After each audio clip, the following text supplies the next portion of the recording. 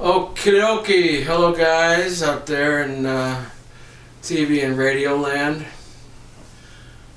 or YouTubela, whatever you want to call it. It is January 4th, 2019. I'm Paul Power, and I brought you Robert Nelson. He's going to read from his book of Keys, Love Letters from God. And we are going to going to pick it up with number 26. Priorities. I want to make a brief statement about a previous letter called the Trinity. It needs to be understood that God's concern about dividing something that is not divided and cannot be divided is not about himself, it's about us. Because you see, as we try to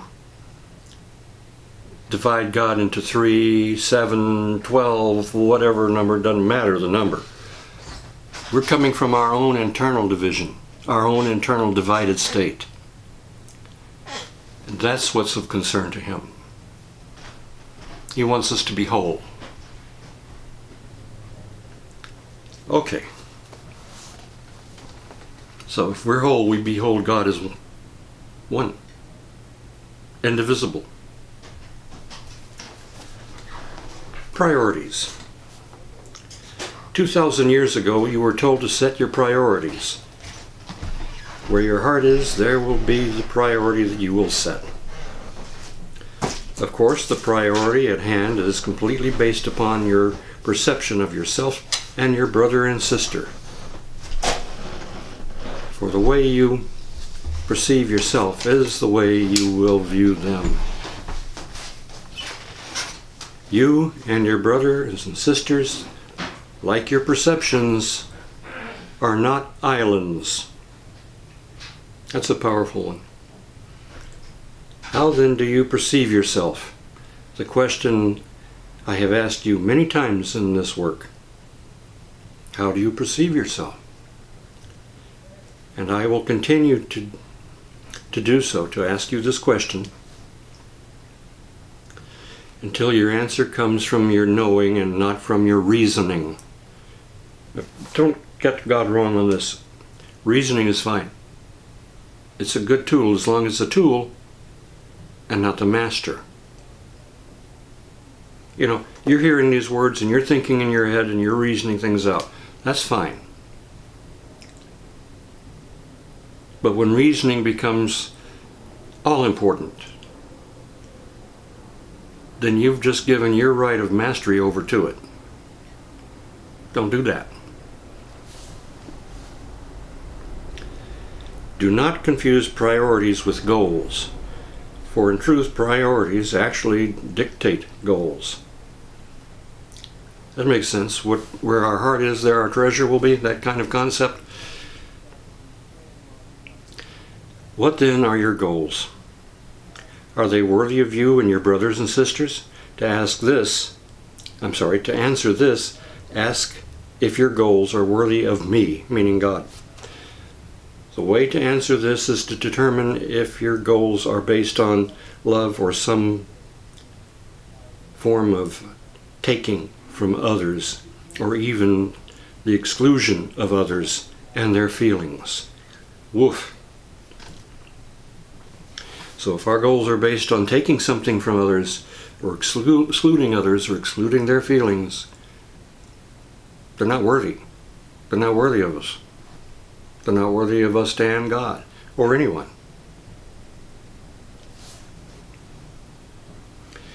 Without priorities, there can be no goals. Without goals, there can be no realization. Remember the difference between that which is made and that which is created. Well, this comes from a previous letter, remember? Priorities of your making may well be achieved. However, they will not bring fulfillment.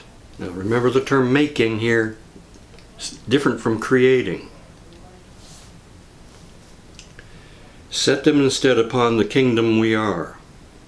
Seek ye first the kingdom of heaven, remember? The way to seek the kingdom is to see it. And the way to do this is to share my vision of wholeness, which is your birthright, with yourself and your brother and sister as yourself. I want to break on here to say, remember the term is sharing, not imposing. The moment you start forcing, pushing, or imposing, you've lost. You've lost for yourself and your brother and sister. Share. And if your brother and sister takes part, fine, and if they don't, that's fine too. You can't determine that. But by offering in the sharing, you have actually quickened their process of growth, whether you live to see it or not in this world. That's not important.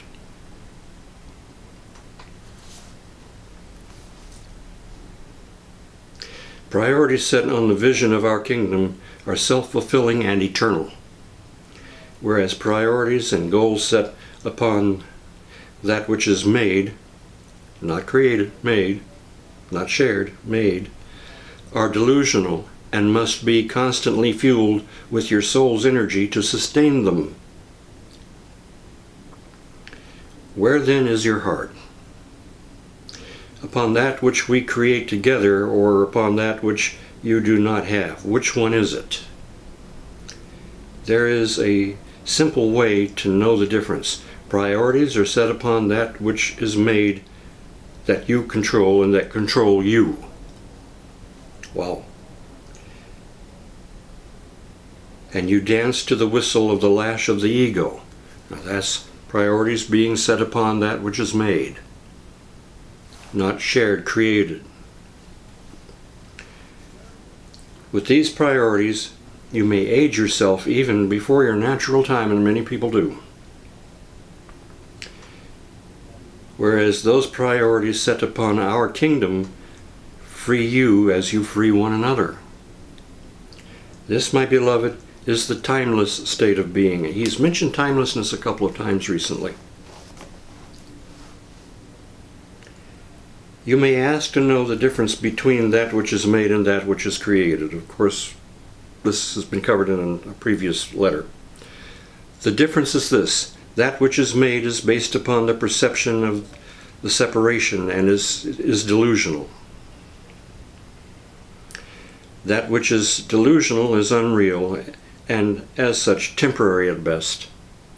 That which is created is shared because it is based upon the vision of reality, that being wholeness itself. It is therefore eternal in and of itself. You know, you think of people who have mega businesses. Why, I built this business on my own efforts. I'm a self-made person. But that's not true. For them to really get ahead like they had to share their efforts. They had to have people work with them to make it possible, whether it was financiers or whether it was secretaries, whatever. So you see, even that is a shared process. I cannot decide or choose your priorities for you. For to do so would give power to the illusion of the separation between us and between you and yourself. This would condemn the sonship to fragmentation and the kingdom of heaven to collapse. This, of course, is not even possible. I can, however, make your choices and decisions with you if you will invite me to do so. From this vantage point, you will establish your goals, and they will be worthy of you, your brother, your sister, and me. If you fail to include your brother and sister's involvement in goal setting, you exclude me as well. Wow. So if we don't include our brother and sister in our goal setting, we actually exclude God too. For I am the relationship between you and your brother and sister as one. Worthy priorities are based upon a shared vision. As always, the choice is yours. Priorities are set within the reach of healing. Once, however, perception is cleared, there is only one priority, and this is wholeness itself. And of course, wholeness is beyond the need for healing. The priority of wholeness is the only reality. God. So, here we come back to that division between what is made and what is created. What is created is shared into being. Again, I remind you, when God creates, it's not a matter of